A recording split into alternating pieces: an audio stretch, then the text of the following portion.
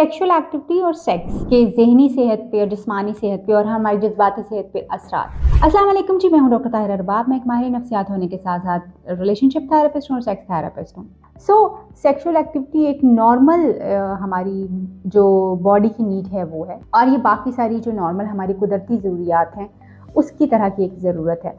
और जैसे हमारे खाने से हमारी सेहत जो है वो बहुत बेहतर होती है, जैसे हम जो खाते हैं उसका इफ़ेक्ट हमारी बॉडी के ऊपर आता है।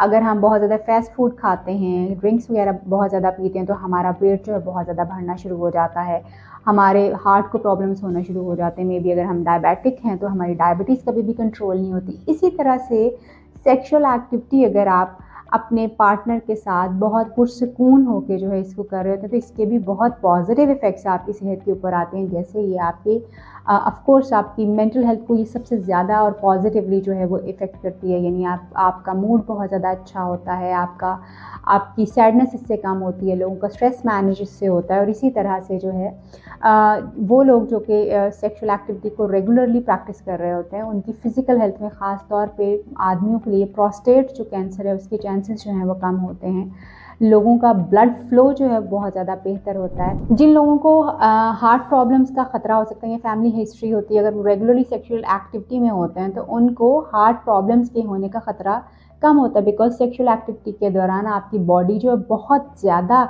एक्टिवली जो है वो वर्क कर रही होती है और बहुत ज़्यादा उसका ब्लड फ्लो बहुत ज़्यादा हुआ होता है बॉडी में, और वो बहुत ज़्यादा एनर्जेटिक और हाई एनर्जीज़ के साथ जो है वो एक्टिव उसका जो है वो बॉडी हुआ होता है। इवन वो लोग जो कि नॉर्मल सेक्सुअल एक्टिविटी में रहते हैं उनका स्ट्रेस ना सिर्फ मैनेज होता है बल्कि उसके साथ साथ लोगों की डायबिटीज़ भी जो है वो मैनेज होना शुरू हो जाती है अगर वो नॉर्मल सेक्सुअल एक्टिविटी को प्रैक्टिस कर रहे होते हैं। इसी तरह से लोगों की इमोशनल हेल्थ जो है उसके ऊपर बहुत ज़्यादा पॉजिटिव इफ़ेक्ट आता है, क्योंकि आप सेक्सुअल एक्टिविटी एक वाहिद ऐसी एक्टिविटी है जो आपको आपके पार्टनर के सबसे ज़्यादा क्लोज जो है वो करती है। Because you are sharing the bodies, you are sharing emotions, बहुत सारी चीज़ें आप जो you are sharing very private moments.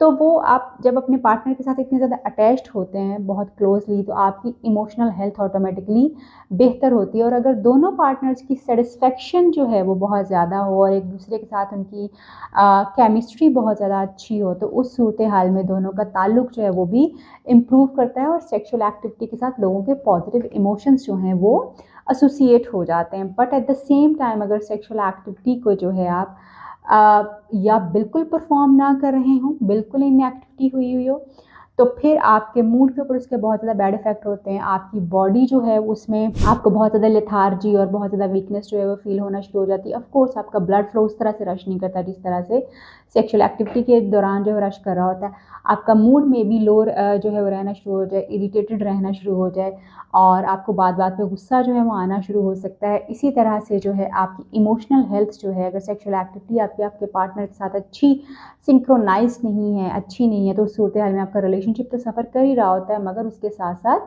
बहुत नेगेटिव इमोशंस जो हैं वो सेक्सुअल एक्टिविटी के साथ जो है एसोसिएट हो सकते हैं, जो कि पेन के भी हो सकते हैं, गंदगी के भी हो सकते हैं, और इसी तरह से जो है वो एवर्जन यानी उससे जान छुड़ाने वाले भी हो सकते हैं और मुसीबत के भी हो सकते हैं कि जी ये क्या मुसीबत जो है वो नेगेटिव इमोशन यानी इसके साथ जो है बहुत ज़्यादा एसोसिएट हो सकते हैं।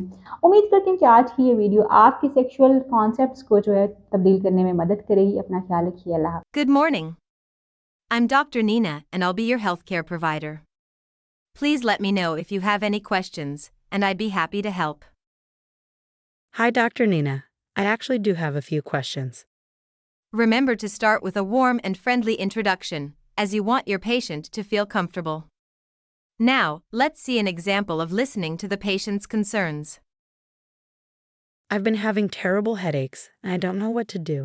I've never had headaches before, so it's very concerning to me. I'm so sorry to hear that. Can you tell me a little more, such as when this problem started? Actively listen to the patient's concerns and encourage them to express themselves.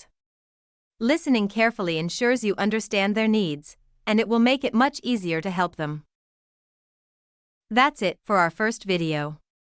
Start incorporating these simple practices, as these are the first steps of providing excellent patient care. Thanks for your time, and see you in our next video.